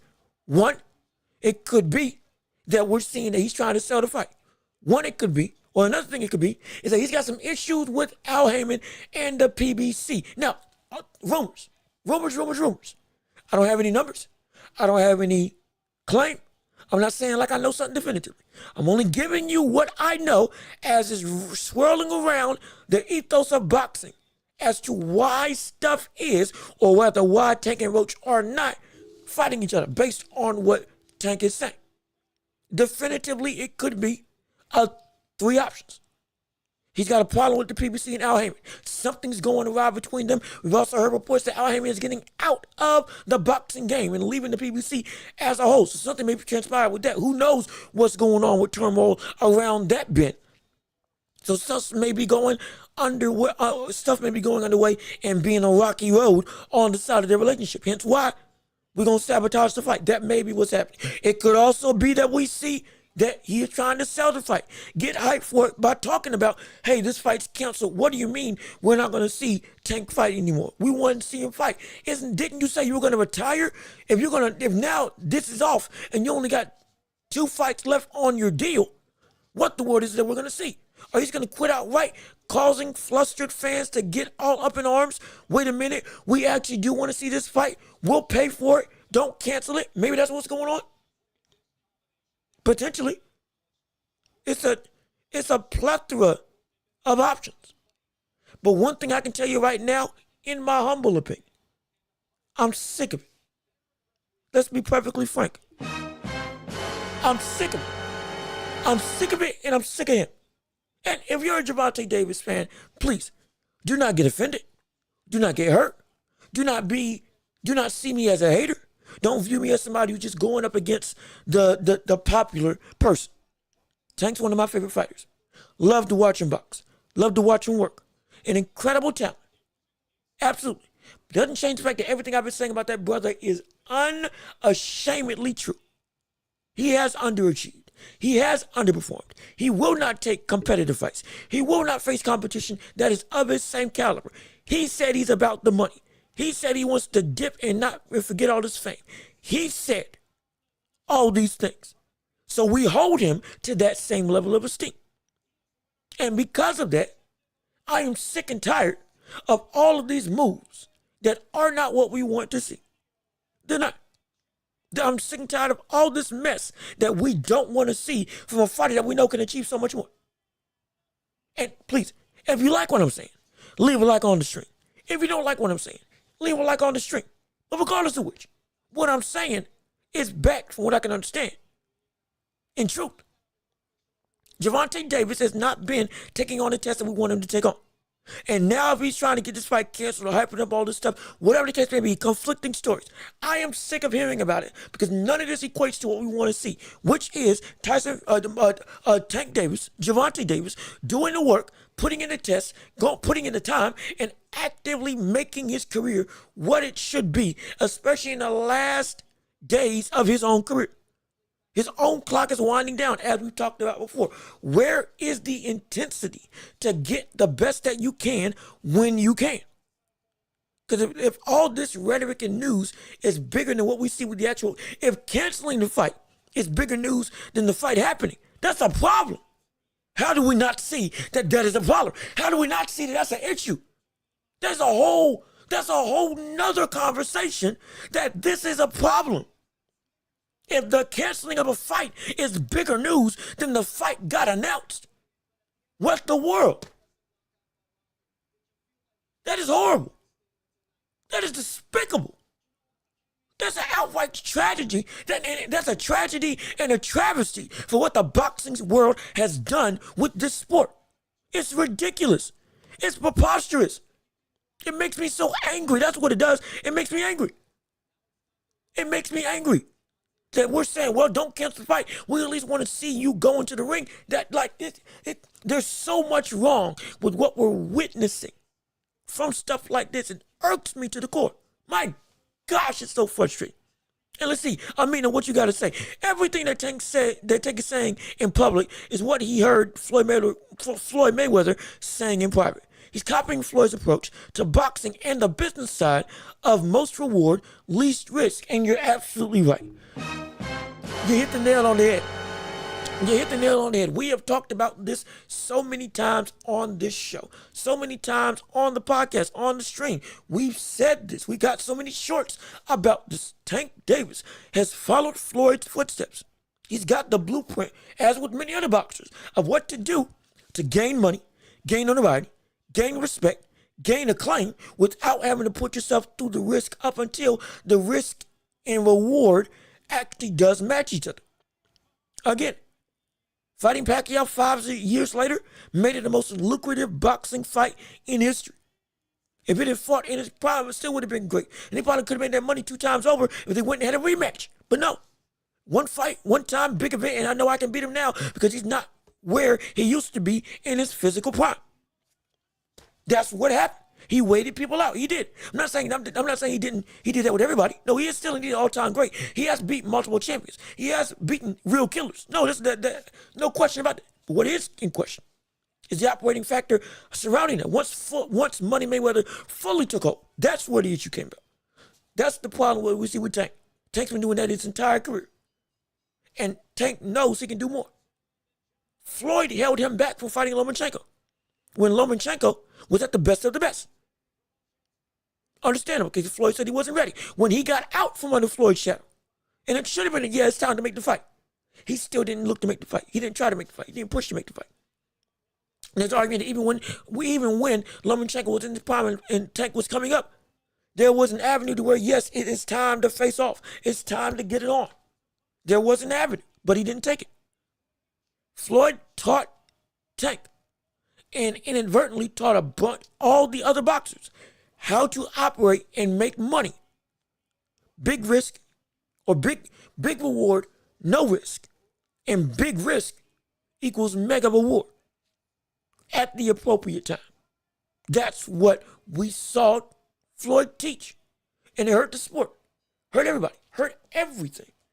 For the landscape of what we see with boxing today. From the heavyweights all the way down. Everybody's in pain. And we're getting out of that era. Thank the Lord. But my gosh, was it bad when we were in it. And we're still in it to some level of degree.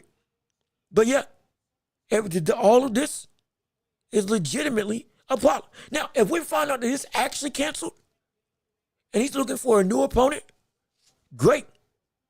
If that's the case, Devin Haney, make a fight with him.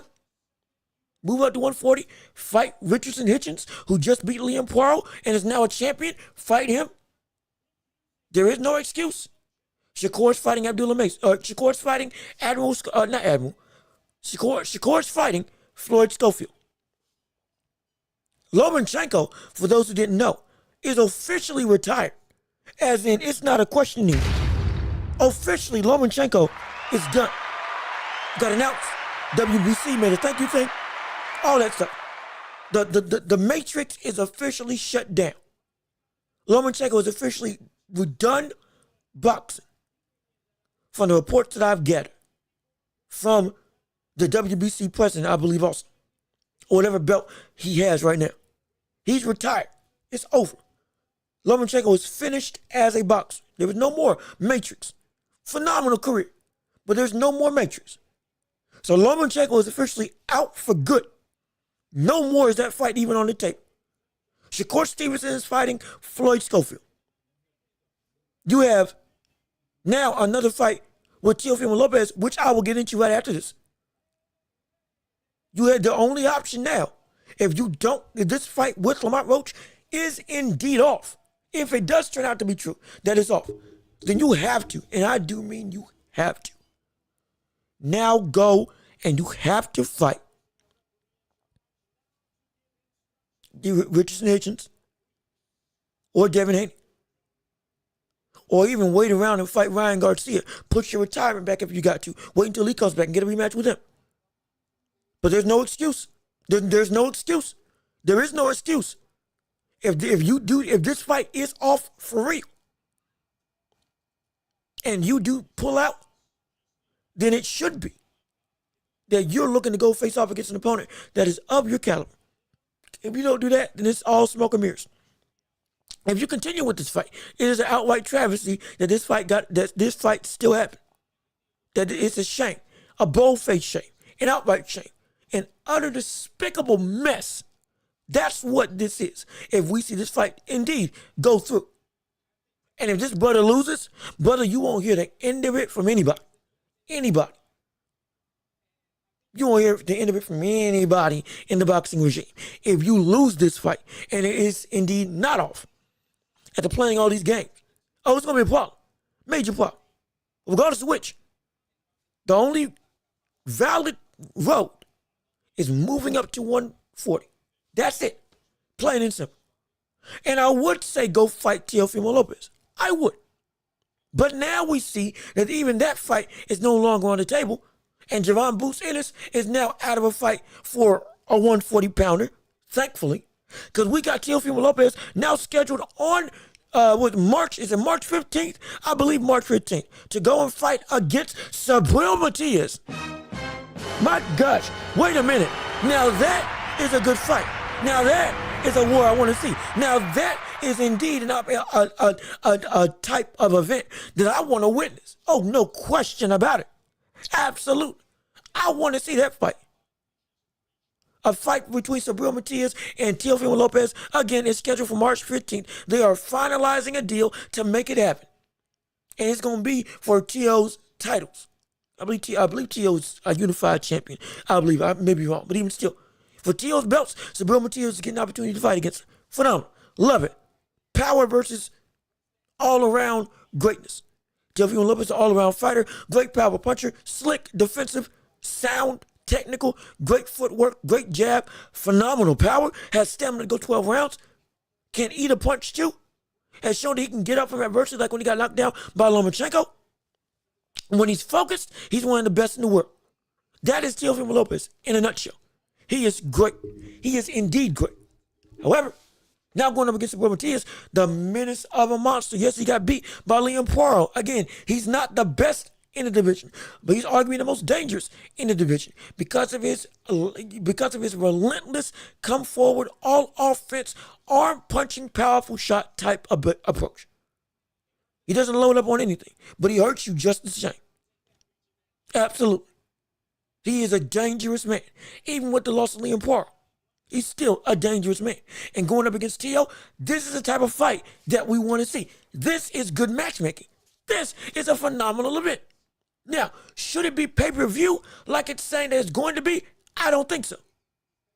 I don't think it's a pay-per-view type of event, but it is still a quality main event regardless. This fight would be something I would want to see on ESPN, on standard cable television. Everybody could be witnesses to a great fight, all around, action-packed, great power, knockouts, potential drama ensuing, left, right, and center. Oh, it can be great. It can indeed be great. No question about it. However, shouldn't be pay-per-view in my estimation, but a quality fight nonetheless. But all that is to say, that's transpired. And Tank ain't got nowhere to go. And more so, Boots ain't got nowhere to go. So now between those two, I'm skipping around a little bit. But we're looking to see now what's the move that's going to be made. Boots potentially looking to now solidify himself as getting a shot at a championship unifying fight at 147, which is exactly what he needed to do and what he should have done the first time around.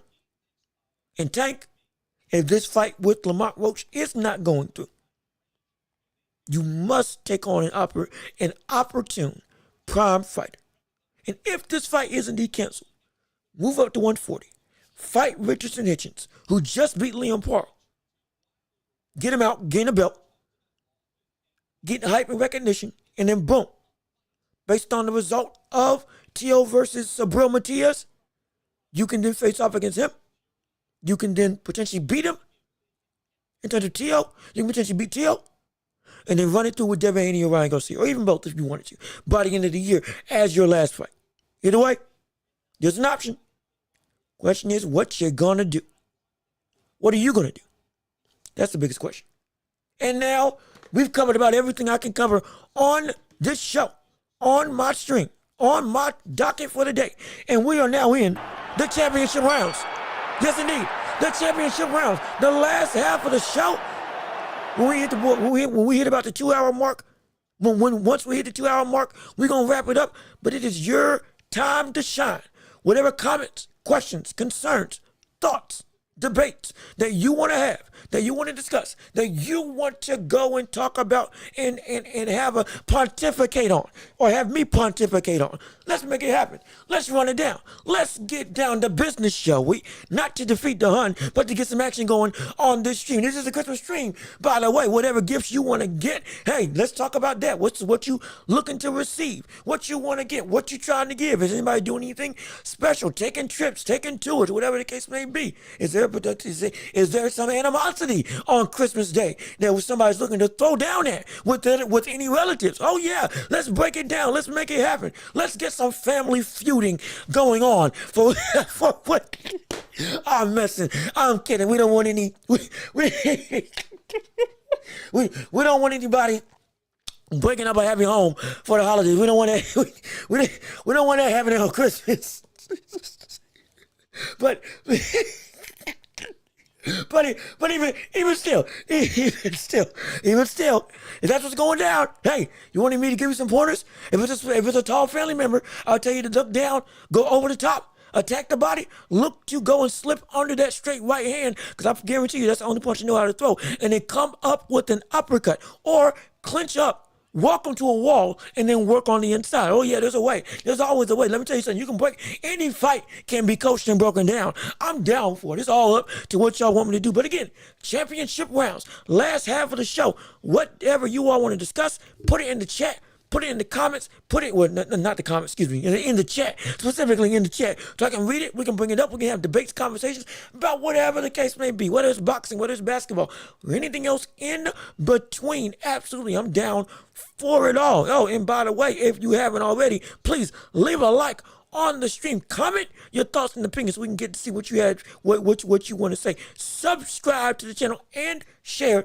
the show with everybody that you know. We can get the likes going. We can get the likes up. We can push the stream up. We can push the algorithm to push this show to everybody on YouTube, because this is indeed a phenomenal show. The hottest show in the globe. Trust and believe. People don't want to miss what we got going on. Whether you're on your work or on your job, we're here to entertain everybody. The masses are here to be shown and loved. All the due respect and adoration that they deserve, and that's what we're here to do. Entertain the masses. That's all that we are about. Absolutely. And so, yeah, whatever comments or questions you have, whatever debates you want to discuss, or just any inquiries, excuse me, so I can get my words together, hey, put them in the chat. Let's make it happen. Let's see what you all have to say, because I covered everything I need to cover at this point in time. Excuse me, while I drink my eggnog as I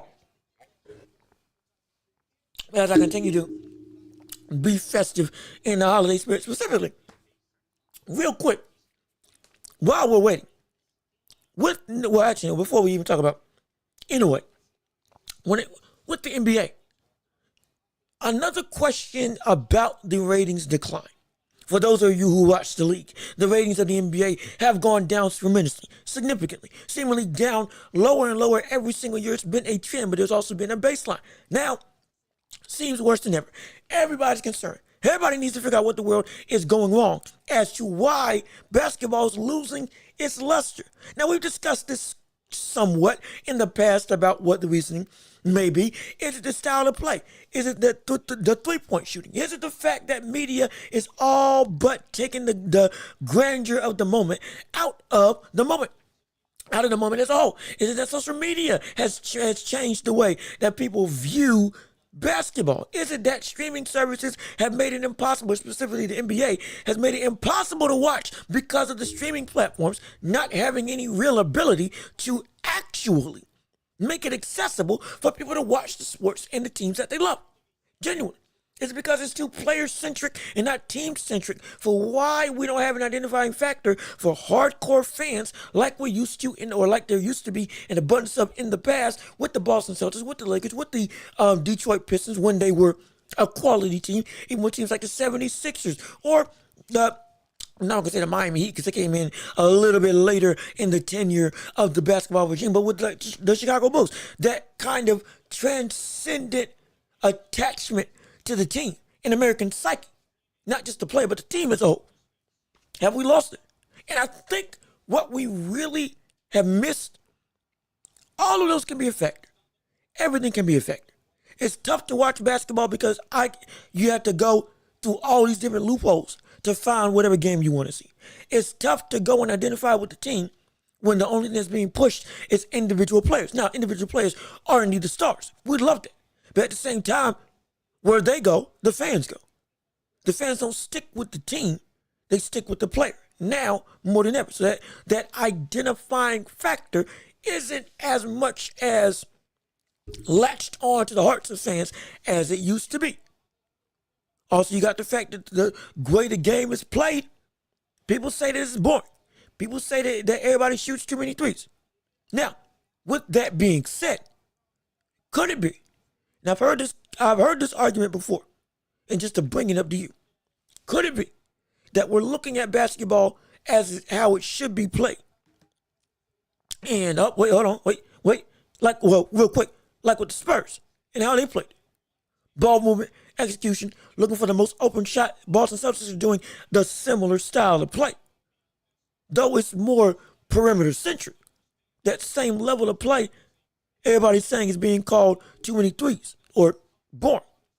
Saw that with the Spurs. And when they were dominating the league, we called that boring too. So could it be that the style of play, they're playing the right way, but we don't like it for a plethora of reasons? And that could be for a whole nother conversation. But again, we got people drawing comments to the stream. Let's see what you have to say right now. On the chat, my pie, what you got to say? Is undefeated Rocky Marciano a myth? Someone has the opinion that he was under the Italian Mafia protection. Now, I've heard this also. And the record's not a myth. The record is real. He did indeed go 49-0. He did indeed beat Joe Louis. And over the hill, Joe Louis, who I believe had to come back and fight for financial reasons.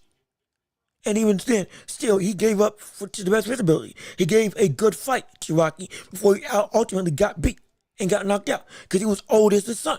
He was. He was indeed old as the sun. Balding, going great. Not the same timing wasn't the same. Speed wasn't the same. The power was still there, but going up against the brawling style of Rocky Marciano, nah, he just couldn't compete at that stage in his career. In his prime, probably would have beat him. Probably would have beaten Rocky Marciano. And this is not disrespect to Rocky, because Rocky is one of the strongest fighters, pound for pound, that we've seen in boxing history. That is that is outright truth, for real. But the record is real. Was he under the Italian mafia? That is also, I think, real. Mind you, when he retired, there was rumors, from what I hear, from what I understand. Research all this for yourself. But there are some rumors that when he left boxing, it wasn't because he was on the downtrend. And again, I believe this is before he died. But it was because the mafia wanted him gone. Because get the record, beat up this last guy, and get out. Because now you're not going to make us any money for the next regime of heavyweights that are coming in.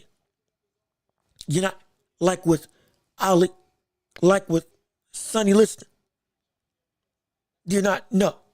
So get out while you can before you start losing us money. Because they were betting on him. From what I understand, if my history serves me right, they were betting on him. And the Italian mafia, all the way from that point and before, was integral in the shaping of boxing. They were promoters in and of itself. They were. They were also the bookers. They were a bunch of things. They ran the sport at one point, or just about ran the sport at one point. And so, yeah, the Rocky undefeated record, it's not a myth. It is real. That is absolutely fact. That did happen. There's no question. There is no myth, no fakeness about that. However, the mafia protection thing, that is also real in some regard as well, which could have equated to some level of matchmaking, though Rocky did beat quality opponents in their prime as well. Later on in his career, some quality matchmaking from the mafia, as well as some well-placed bribes and stuff, could have helped bolster said record that he got. But the record in and of itself, that did indeed happen. And like with Ezra Charles, many people say that brother beat him. Now, I gotta rewatch that fight again, because I think I've only been able to see clips of that fight and not the whole thing. And I've been trying to find the whole thing so I can see it and really get a good quality assessment of whether he was robbed or not.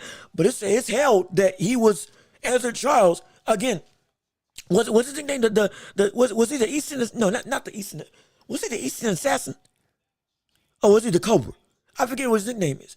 But the brother was a literal trading machine. The biggest thing about Ezra Charles was the fact that he could trade punches with you and always win.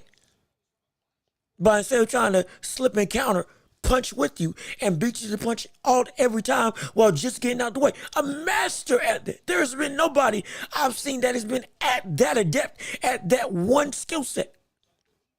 One of the greatest of all time is Ezra Charles. And I'm not just talking about in the heavyweight division. I'm talking about period. Ezra Charles was a different beast.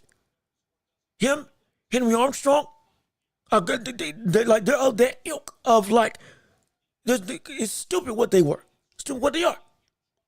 But there's a potential thing that, yeah, he could have. I gotta rewatch the fight. I had to rewatch the fight. But I have heard that, yeah, it is a situation where Ezra Charles might have been robbed. I think it was robbed. But I'll look back. Maybe I have my whole thing wrong entirely. And maybe it was that he just got knocked out, plain and simple. Who knows? I'm trying to run through all the black and white footage I can think of that I've seen. And I'm gonna be frank. Let me make sure I fact check myself. But go watch the fight for yourself. But I have heard in some occasions that people were saying that Ezra Charles got robbed. But fact check, I'll fact check to make sure I'm not wrong. And to make sure that you ain't wrong either. Because I don't want to give you bad information. I'm trying to be as reputable as possible when it comes to all this stuff in boxing and in sports as a whole. And if I'm wrong, tell me I'm wrong. Absolutely. Absolutely. Correct me. Because we all about helping each other out in this community. Absolutely. I don't know everything. Even though I do pride what I know. I'll give you the best I can. But I'll make sure that I will make sure that if I am wrong, I am not ashamed to say it. No, I would never be ashamed to say that. But hey, that's it. We're running up on the last minute, 2:00. Anything else anybody has to say on this Christmas Eve special, on this very festive, phenomenal episode? I'm wearing blue and red. Is it blue and red? Yep, blue and red. Let me put the mic down. Is it blue and red? Take this. Yeah, there we go. Yeah, blue and red for Christmas. Oh yeah, I'm right there in the festive holiday. Or is it green and red? Whatever the colors are. I'm bright. I'm happy. I'm excited. And I'm ready to celebrate Christmas with you. But if that is all that people have to say, there's no more questions to put forth, no more comments to disseminate, no more topics to discuss for this Christmas season, then I bid you all adieu. And ladies and gentlemen, this, no, wrong button. There we go. This has been another episode of The Watch Report with me, Jean-Luc Welch. I've been your host on this very festive, celebratory holiday episode, talking about the fight, talking about Fury and Usyk, talking about Tank and his fight with Lamar Roach, talking about pound-for-pound rankings, talking about all-time status. We've gone through everything under the sun in the frame of sports world, and we do this every Tuesday and every Thursday right here on YouTube and on every podcasting platform imaginable.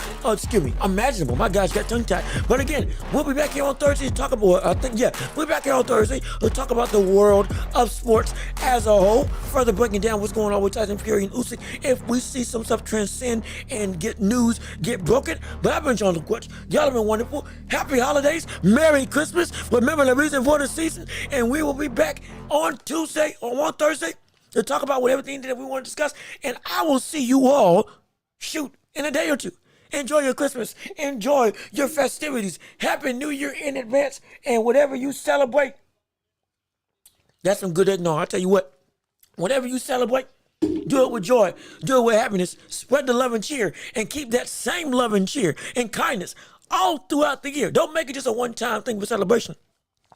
Push it to the limit and push it all the time. Absolutely. Make sure everybody feels the love. That's what we about here on the channel. We about the love. Absolutely. Merry Christmas, my pie. Merry Christmas to you. But get out. Stop. Right there. You, beyond the arc, get out of here. No, we're not doing this, brother. You're not about to ruin my Christmas with Murray State. You ain't doing that. See, for those who don't know, I know who this brother is. I've interacted with this brother. Murray State is a terrible inside joke. Stop it right now. Get that off my screen. How dare you put this up as a... let me tell you something. We got some problems, doggone it. Don't you mess up my holiday season with Murray State. Don't do that. Not to me. No.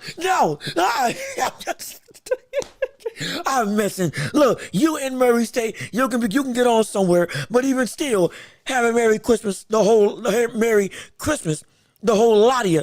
Even Murray State, though I despise them for reasons that only Beyond the Arc knows. Oh boy, I can't believe you did that. Doggone it. Oh, I hate you. I love you, but I hate you just the same. But even still, Merry Christmas, Happy New Year, celebrate with love. Peace and love is what we bring on the show. And with that being said, peace and love, we out of here. See y'all on Tuesday.